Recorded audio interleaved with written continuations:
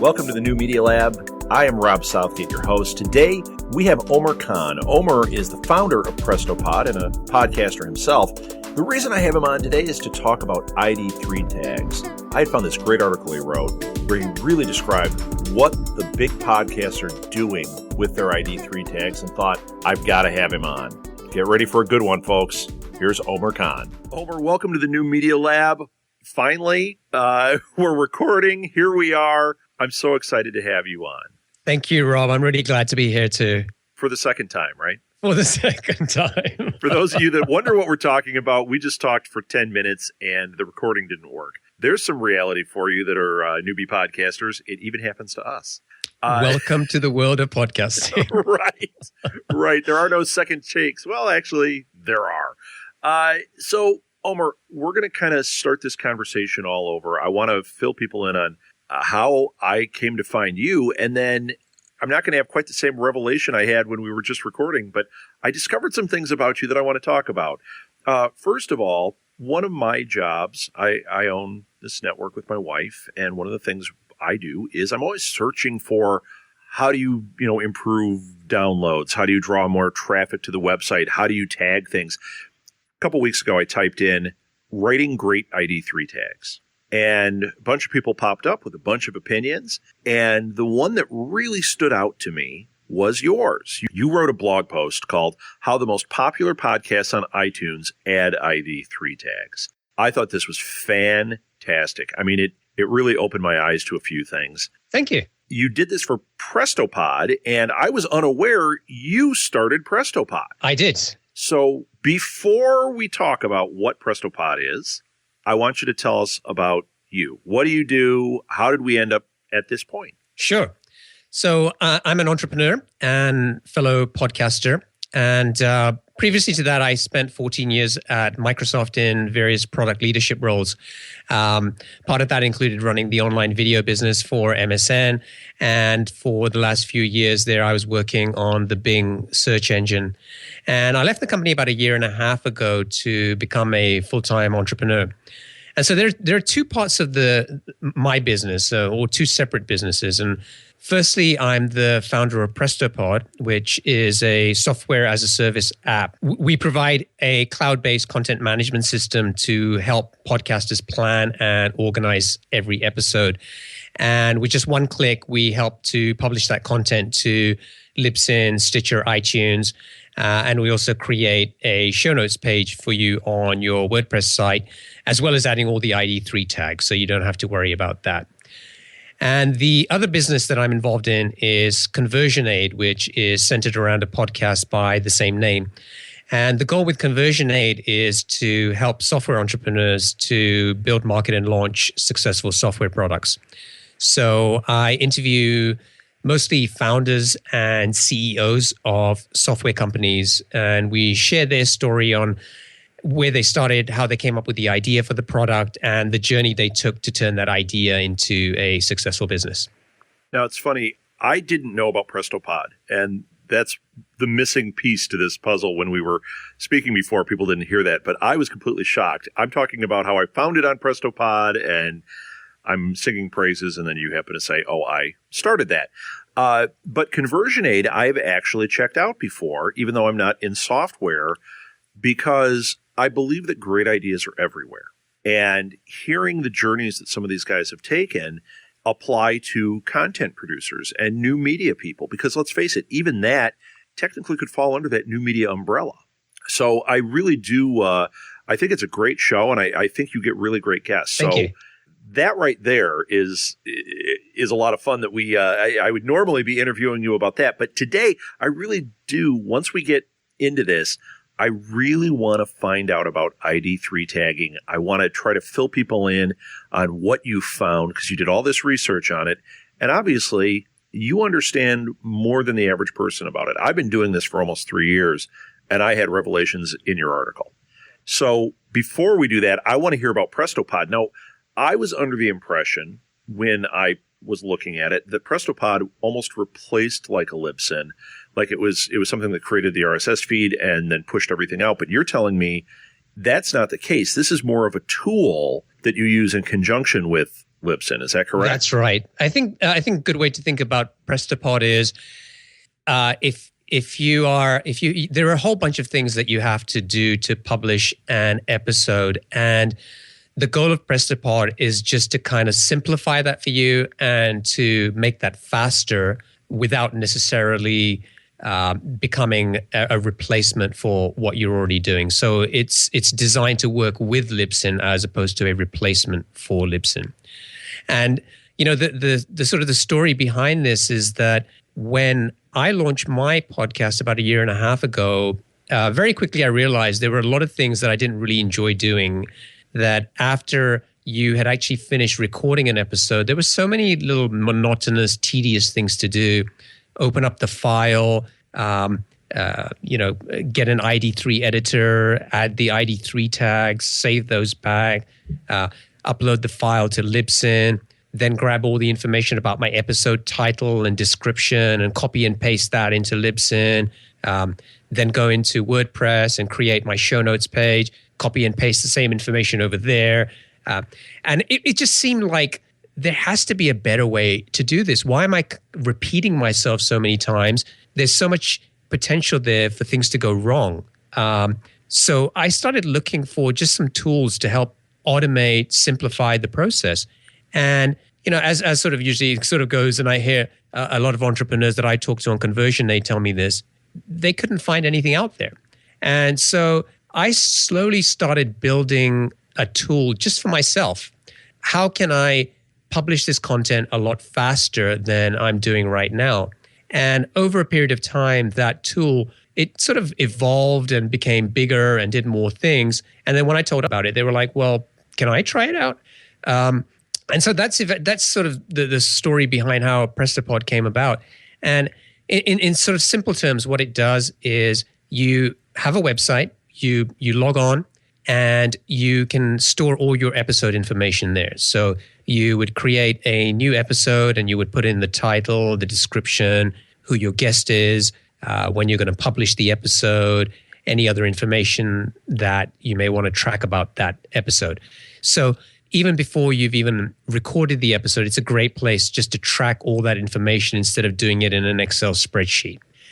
Then when you have recorded your episode and you're ready to publish, all you do is you upload the MP3 file to Prestapod. We apply the ID3 tags, so you don't need to use a tool or go into iTunes to do that. We then will upload the file to Libsyn, and we'll take all the metadata, all the information about your episode, and we'll pass that over to Libsyn as well. We'll go in and schedule the episode on the date that you want it to go live. So literally, you don't have to go and do anything in Libsyn. It's just all there for you. And then what we also do is we allow you to create a template on how you want your WordPress show notes page to look like. And we combine a bunch of information about your episode and your podcast and the template, and real time we pull this together and push that out to WordPress, and we create a draft show notes page for you. Now, this isn't a show notes in the sense of, we went through the audio and figured out what was being said or created a transcript for you.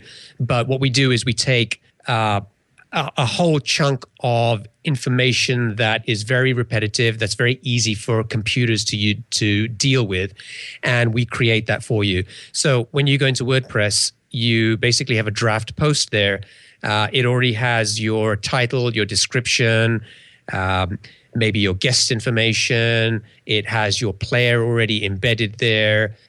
Maybe it has some placeholders for where you need to add an image and so on. So it's not a completed show notes page, but it probably gets you about 70, 80% of the way there. And personally, I found that after I'd published an episode, I was spending maybe an hour doing these things every episode. And now all of that takes me about 3 minutes. Oh, wow. Fantastic. Yeah, I actually have developed my own janky system. I have a Word document that has general show notes, but we have 80 different titles, actually 87 different titles. And I have to have different show notes or templates for each one. And it sounds like this would definitely ease that up. Yeah, absolutely. I think every podcaster has different requirements. And I think you are the first person that I've spoken to who is running a network. So you may have some requirements which maybe we haven't. Yeah, my animal's different than most. Yeah, but it's a conversation that I would love to have, because I think that will help me to sort of really figure out what we need to do to make it better. For example, I'd sort of built this and launched this as a tool for, just podcasters with one show like myself. And it's been really interesting because the kind of people who are now coming to use PrestoPod come from, a whole different sort of places that I'd never expected. So, for example, we have one customer who actually does a lot of production for some of the most popular podcasts on iTunes. And they sort of are in a situation where, they need to do a lot of high-end, high-touch type production for their clients. And so they look at PrestoPod as something that just helps them automate all the mundane stuff that they don't want to do so that humans can actually focus on the high-value stuff. So I think that's, there's a lot of interesting scenarios, and I think the more people I talk to, there's more things I learn. So I think definitely it's a conversation I'd love to have with you at some point. Well, yeah, as a side note to this episode, I am very happy to do that. If you want to take some time and talk about that, I would love to. I will explore PrestoPod some and get some thoughts together for you. Sounds good. And I'd encourage people that are listening to do the same. I mean, check it out. It's really cool. And if they have questions, let's get your contact information out right now. How would they contact you if they had questions or wanted to try this out? The easiest way to contact me is just email me at Omer, Omer, at prestopod.com. Or if you're a Twitter kind of person, you can find me on Twitter at Omer Khan, OmerKhan. Wonderful. All right, Omer, let's jump into ID3 tags, because I have questions. And if I have questions, I know there are a lot of other people out there that have questions. So the gist of this article, you or your team analyzed, was it you or was it a team? I had a little bit of help, but I probably did 80% of the work here. Okay, so you and a little bit of help gathered information from the top 10, the most popular podcasts on iTunes at the given time where you wrote this. And it's interesting. I looked at this list. You wrote this back in June of 2015. It's probably still pretty close to the same 10 right now. And, a lot of it is NPR. And I personally have looked at the NPR shows and tried to figure out how they're tagging things because, when I started this, I was told over and over by anyone that knew anything about it that tagging is the whole thing. It's the whole key to getting people's attention and getting it out in the right way. And over time, I've figured some of that out, and some of it I'm sure I'm doing wrong, but I know NPR understands it. Yep. And, one of the things you have on here, for those that don't know what an ID3 tag does, why don't we start with real basics? Sure. So an ID3 tag is basically a way of storing information about your MP3 audio file within the file itself. And the data that's commonly stored there includes things like the artist name, genre, song title. And so for podcasters, that would mean information like the episode title or the description and the podcast name. And ID3 is a standard that's used by hardware and software developers around the world. So it's important to make sure that you do apply ID3 tags to your MP3 file before you publish to endpoints like Stitcher or Libsyn. Many applications and even hardware devices use the ID3 tag information to tell the listener more about the audio file. So if you don't add this information, then you can end up with a situation where when people go into iTunes, instead of seeing the title, they'll see things like episode_75.mp3 as the title. And I've seen people do that. Yeah. I've seen that happen. Yeah. Or the artwork is completely missing and there's just what do they have, like a little icon of a head or something? It's very odd. Yeah, it's that generic image which basically says there is no image, so we're going to kind of give you a generic one here. Yeah. So it is really important to make sure you have this information. And as podcasting becomes more and more popular, I think, you're going to see all kinds of devices out there. So you may not always be able to rely on your RSS feed. And so I think it's good to have this information within the MP3 file. Yeah, I definitely agree. Now, that brings up a question before we get any further into this. When I'm creating a show, we're just going to take this episode as an example, and I'll edit in Audacity, and Audacity gives you the option of adding your ID3 tags, right? Yep. What you have listed here are the fields that you want to make sure you fill in. Then you go to Libsyn. Then I go to Libsyn, and I put in my information like you were talking about, and that's where I add my artwork. Now, is that creating a different type of ID3 tag, or is that just the tags for the RSS feed? I want to make sure I go and put the artwork and all this other information in my ID3 tags when I do it in Audacity. There are two. So firstly, you can, when you set up your Libsyn account, you're creating like a cover art image for the podcast as a whole. And then you can apply them at an episode level as well. Yes. With ID3 tags, you can actually apply the image file as an ID3 tag. So, and that's something I've run into. Some directories don't seem to pull the artwork from Libsyn. Yep. So it's got to be embedded in that ID3 tag. And when I talked to Rob Walsh, he said the same thing. He suggested putting it in your ID3 tag. Yeah, exactly. And again, so that's something we do with PrestoPod is we ask you when you set up what's your podcast cover art image. And then once you click publish, we add the ID3 tags and we add the image to the MP3 file before we upload it to Libsyn. Now, when you're doing that, let's say that we are using Audacity. I am unaware of how to put artwork in there in Audacity. Do I need to have an ID3 generator of some sort outside of Audacity? Yeah, you can use tools like there's a tool out there called ID3 Editor, right? So yes, you actually feature it in your article. Yeah, so that's one way to do it. So would you suggest I create the file and then I use that to tag everything as kind of that middle step? Once again, a reason to have PrestoPod. But if you're not using PrestoPod, then what I would do is I would grab a copy of ID3 Editor. You can download it for free, and I think after a certain time, you have to pay a license fee to continue using it.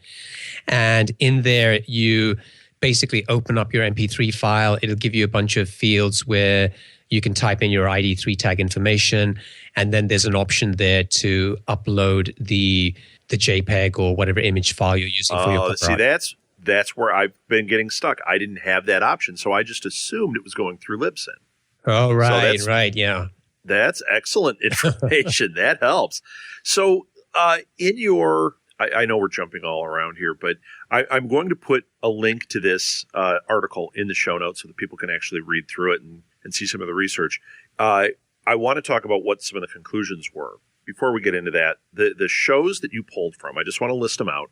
The ones that for the experiment were This American Life, Freakonomics Radio, Radio Lab, Serial, Hardcore History, Undisclosed, TED Radio Hour, the NPR, what is it? Wait, don't tell me. Yeah, that one.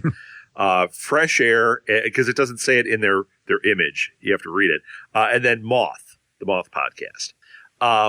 So when you took these, what you did is you analyzed what are they putting in their ID3 tags.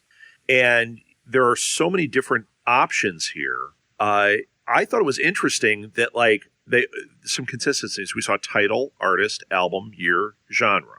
Now, genre, there isn't an option in Audacity for podcast. You have to type it in. On the ID3 tags, do you suggest doing that, or is that kind of shooting yourself in the foot and you should pick something that is already preset? For the genre? Yes. No, I don't think that one. I can't remember exactly what the research came back, but that one varied actually. Not everyone was using podcast as the... In fact, I think most people were actually putting the actual genre of whatever it was, whether it was a business podcast or health related or whatever. Really? Yeah. Okay, interesting. Comments. Now, comments I had thought was really important. So because one of these other articles I had read said, absolutely put your website information there. I did that for a while, and then I found out that, you really should be putting your email in there. But what's interesting is in your research, only 2 of the 10 podcasts had anything in the comments section. Right. So, and this is the problem that I found, right? When I was going through this, there was no clear answer about what tags to apply. And you would get different advice from different people. And some people would say, I don't bother adding any tags and just rely on the information I put into Libsyn or SoundCloud. And other people would say, they play it safe and they'd add every single ID3 tag possible to their MP3 file. So it was really confusing. And it's a pain having to do this with every single episode that you publish. So I wanted to make sure that I wasn't wasting time on something that just didn't matter. So going after the top 10 podcasts on iTunes, the thinking there was, well, look, these guys, they're in the top 10, right? It probably isn't because they're applying ID3 tags correctly, but they know what they're doing. And they're popular podcasts. Well, that's also probably part of the mix, right? Sure. It's probably something to do with it, but it's not the key. It's not the golden ticket here. Right. So I wanted to come up with an objective and data-driven way of recommending how to apply ID3 tags, as well as making sure that I was applying the right ID3 tags. And there are a lot of tags that you could apply. I mean, if you really want to geek out, you can go to id3.org and it has like technical specifications of the ID3 standards and all the possible tags that you can apply. But generally, there seem to be about 33 possible tags that you could apply. And so what we did was we downloaded each one of these podcasts, grabbed their episodes, grabbed the MP3 files, and then we started looking in ID3 Editor to see what exactly was going on with each one. Yeah. And there are kind of like 3 categories that sort of we focus the results around. One was the sort of the general basic ID3 tags. Right. And these are like title, artist, album, and so on.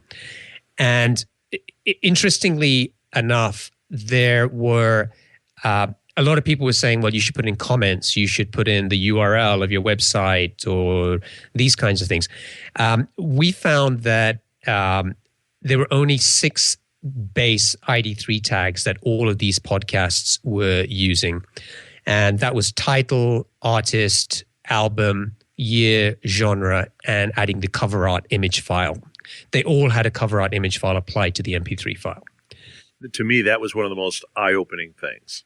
When I saw that on this list, I went, wow, everybody's doing it except me. Interesting. I'm sure it's not you, but and then you have these extended tags, which you can put things like conductor, lyricist, publisher, and a lot of podcasters go through this and they add they use them in a way to kind of make them work for their podcast. So instead of putting conductor, they might put their name. Instead of putting publisher, they might put the network or the podcast and so on. And so there were about, I think, 14 of these extended tags that you could use. And 8 out of 10 of these podcasts wasn't using a single one of these tags. Yeah, and the other 2 that were using it were they were using 3 or 4 of them. So the takeaway here was don't even bother with the extended tags, right? It's not something that... Yeah, it seems like something that somebody has an opinion about and they might try it, but really it doesn't seem to be a factor. Yeah. And then there was the third category, which was... Ooh, this is the one I've been waiting to talk about. The podcast tags, podcast-specific ones.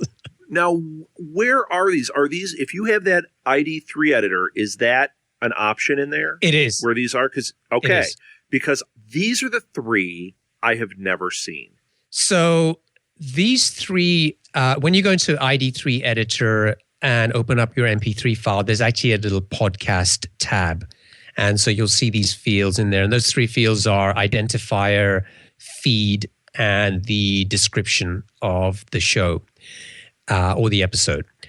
And what we found by looking at the top 10 podcasts was that all 10 of them had all 3 of these tags. There wasn't one missing. It's crazy because on your charts you have it green and red, green being obviously everybody uses it or they use it, and that chart solid green. Yeah. Now, identifier you don't need to worry about. That's something that I believe iTunes applies to your MP3 file. And so that was one I think was getting added by iTunes post pushing out there. So the 2 main ones to make sure that you're adding in your ID3 editor are the feed, which is the URL to your RSS feed, and then making sure that you have a meaningful description.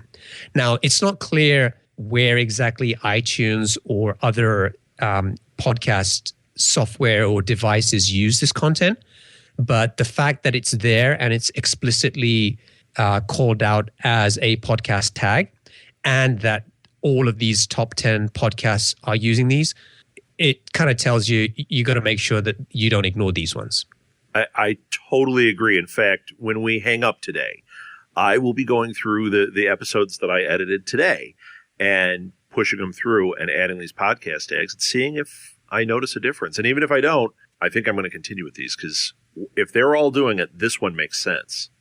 Now, for the description, how detailed do you recommend? Like what I do, I have my, just like you have on PrestoPod, I have my preset description, and then I add a few elements to it each time. And if I had to measure it out, it's 2-3 paragraphs of information. Is that what you put in the description, or is it really just basic, like almost like title information? No, in the description, typically I recommend putting in a few paragraphs describing the episode. For some people, this could be the information that maybe you would use on your show notes page as well for WordPress. Perfect. So, for example, what we do in PrestoPod is when you create a new episode and you put in, we give you a field for the description. We take that description and we publish that to your WordPress blog, but we also take that exact same information, publish it to Libsyn as the description, and we apply that to the ID3 tag description as well. Sure. Excellent. Now, I know some people... That makes a lot of sense, by the way. Yeah. And I know some people, by the way, who kind of go very detailed, and they'll actually add, maybe a full transcript or something like that. I'm not sure exactly what the if there's a limit on how many characters you can add into the description when it comes to iTunes. But there are 2 things to think about. One is, am I providing meaningful information that's going to help my content get indexed and ranked, and so when people search for it, they can find it? And the other way to sort of think about it is, if somebody is listening to my podcast, say maybe on their iPhone, is there an easy way for them to be able to just click on the app and get a good description which tells them why they should listen to this episode? Sure. And I'm of the mindset of making it clear what the episode's about, giving the information. I like to put in contact information in there also, even though it's the same every time. I think it's a great way, because that's the stuff that shows up when I'm listening to Stitcher. Those are the descriptions I see. Now I know I can put that in my ID3 tag. So that's wonderful. Yeah. And a little tip for you, which I got from a buddy of mine, Hani Mora, who's the founder of Simple Podcast Press, was he has a little tool. I can't remember the link of it, but it basically generates a short link for you to your iTunes review page. And he actually like a bit.ly, like a short link. Like that? Yeah, it's kind of like a bit.ly type link. And like when you sort of say, hey, leave a review, and then people click and they go to iTunes, and then they have to go to the ratings and review tab, and then they have to kind of go. Right, they have to keep going through. Sure. Yeah, there are a number of steps. So what he did was he figured out how to generate a link for your podcast that would take you directly there to the page where in iTunes where people need to publish the or do the rating or actually write the review. And so what he recommended was actually grab the link and put that into your description as well. So when people are on their iPhone and they've got the app open and they look at the description, they also see a link there which they can just click, and automatically it will take them to the app on their phone where they can leave a review. So it's kind of a nice way. That's wonderful. That's wonderful. And so I think we're going to have to do a little research for these show notes to find out what that is that he has, because that is something I would love to add, and I'm sure listeners would too. Yeah, sure. I'll try to email you the link later on today. Wonderful. Okay. Experiment conclusions. I want to read through this list. You've already said it, but I'm just going to run through it real quick.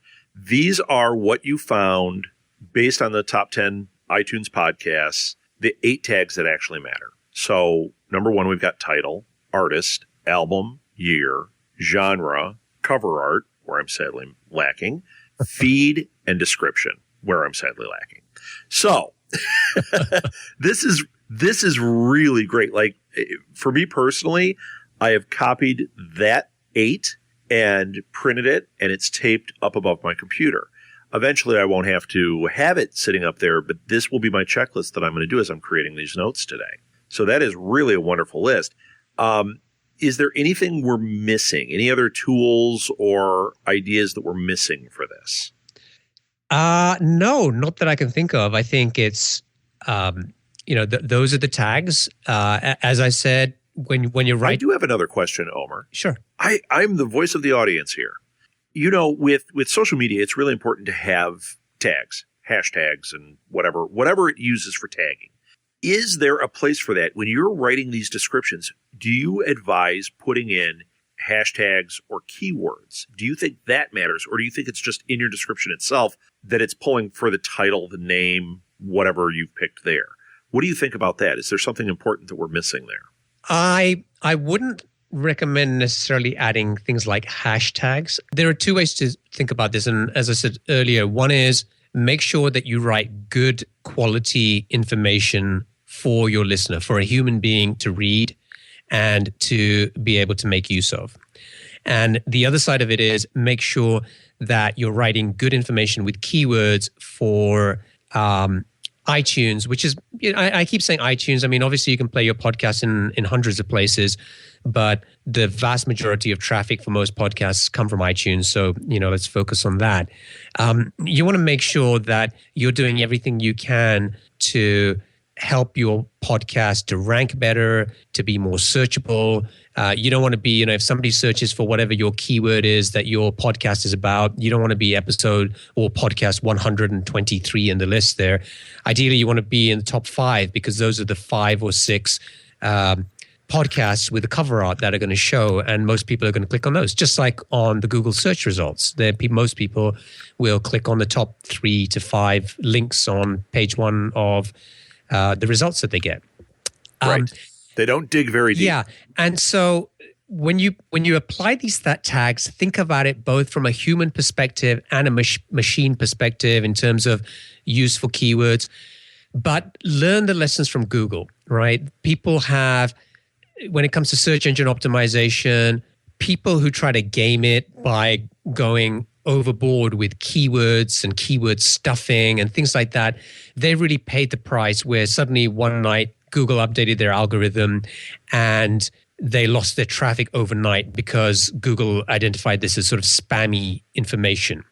And so you want to make sure that you're not sort of doing that when it comes to iTunes, and because one day maybe iTunes will catch on and you don't want to suddenly find that your podcast has moved from number 3 to number 300 overnight. Right. And then also, having worked for several years on the Bing search engine for Microsoft, I can tell you that we looked at hundreds of possible signals on how to potentially rank a web page. And so I'm sure that as iTunes continues to evolve, they're going to be looking for more and more of these signals to figure out what is the best way to rank. And today that might be more based around the show information that is included in your RSS feed. And some of it may come from the ID3 tags. Nobody's totally sure how their algorithm works. But you want to make sure that you're kind of thinking about the long term and you're optimizing all of those things, because as any kind of search technology becomes more sophisticated, it looks for more and more of these types of signals to figure out how to rank content higher. Excellent advice. Omer, I'm so happy I had you on, and I am sure we will speak again in the future. This was really informative. Thank you so much for being on. It's my pleasure, Rob. I was really glad to be here. I'm sure. I hope we didn't geek out too much for your listeners by going into talking about ID3 tags. This is where we do that kind of thing. The people listening like to geek out to this. So this was perfect. That's the other thing with what we do here. Today we talked really about podcasting, but I think there was information in here about how to mark content, whether it's a blog, whether it's a video, whatever it is. YouTube in and of itself has a very similar tagging system. Yep. And I think anyone creating YouTube videos or really just about anything could learn from what we just talked about. So, Omer, once again, this was so helpful. Thank you so very much. My pleasure. Thanks, Rob. That's it for this episode of New Media Lab. I have some homework to do. I don't know about you. Thanks again to Omer for enlightening us on ID3 tags and giving us a direction. The link to Omer's article from PrestoPod is in the show notes. I strongly urge you to go to that site, check things out, see some of the information that Omer is sharing there. It's really fantastic, and for me personally, it's been eye-opening. If you have any questions, feel free to write me at southgatemediagroup@gmail.com. I would love to answer those for you. You can also follow me on Twitter @rsouthgate or the company @SMGpods. Our website is www.southgatemediagroup.com. Thanks again, everybody. We'll talk to you in a week. Until then, keep creating.